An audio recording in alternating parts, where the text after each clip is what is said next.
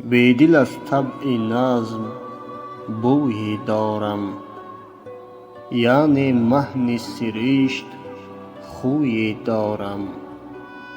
نی مدح توی نه کف هویی دارم، با فرصت شوق گفتگویی دارم. هر سانحه‌ای که شد به افسانه دلیل، بیکاری خلق شهرتش راست کفیل.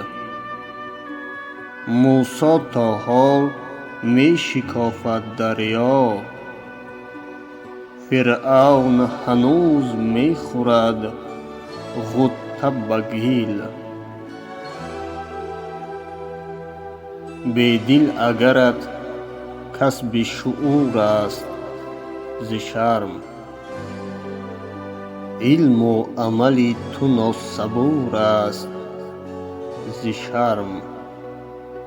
تا هست ز پا فتاده در نظرت، قامت آرایی تو دور است ز شرم. بر خوان هوس گرسنه مردیم دریغ، دندان به تمیز نفشردیم دریغ.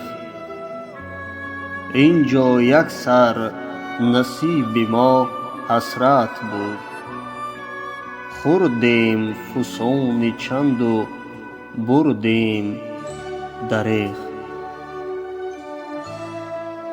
گر خنجر برق در کمر دارد شمع، با نیر اعظم چه جگر دارد شمع.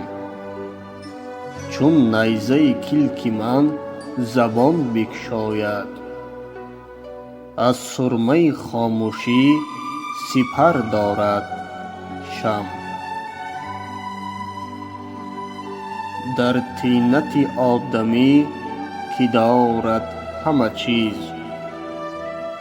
پیداست به قدر شک آثار تمیز.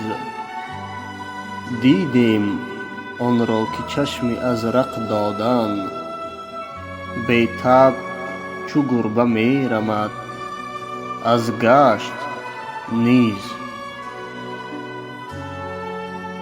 بست است قضا به نظم ترکیب بشر، از لب در حرف و از مژه راه نظر.